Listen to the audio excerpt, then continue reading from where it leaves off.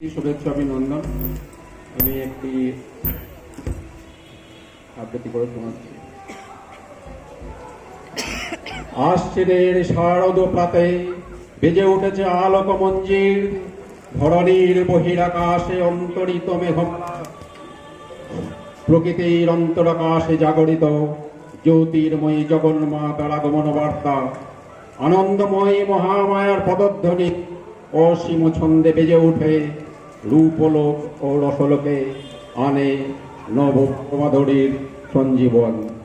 তাই আনন্দিতা শ্যামলী মাতৃকার চিন্ময়ীকে মৃন্ময়ীতে আহ্বান। আজ চিৎ শক্তিরূপিণী বিশ্বজননীর শারদ স্মৃতিমণ্ডিতা প্রতিমা মন্দিরে মন্দিরে ধ্যান বোধিতা। বছর বছর আশ্বিনে মহালয়ার পূর্ণ স্তোত্র বাতাসে ভেসে যায়, কাশফুলেরা ঢেউ তোলে, মাঠের পর মাঠ জুড়ে বছর বছর ঢাকিরা ঢাক বাজায়, আলোয় আলোয় ভরে ওঠে গ্রাম শহর মফস্বল। নতুন আনন্দে হাসিতে গানে মেতে ওঠে দেশ।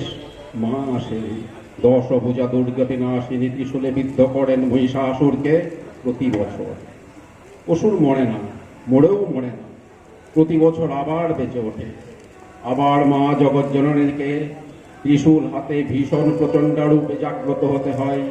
আবার মহিষাসুরের বুকে গেঁথে যায় ত্রিশূল, তবু মরে না অসুর।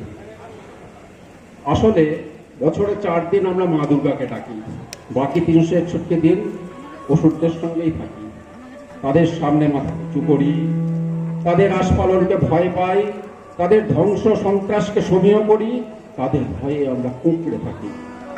বছর বছর তাই অসুররা মরেও মরে না, ফের বেঁচে ওঠে, বারবার বেঁচে ওঠে পাড়ায় গ্রামে মহল্লায় শহরে নগরে বন্দরে মাঠে প্রান্তরে। আমরা পূজা করি না, উৎসব করি, আমরা মন্ত্র বলি না, উল্লাস করি, আমরা হৃদয়ে দেবীকে আহ্বান করি না, মনের গ্লানি আর পাপকে নূতন জামা কাপড়ে ঢেকে রাখি।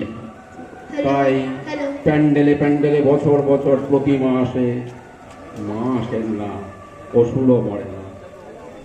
কবিতাটার নাম হলো মহিষাসুর মরে না, লেখক হলো শুভ দাশগুপ্ত।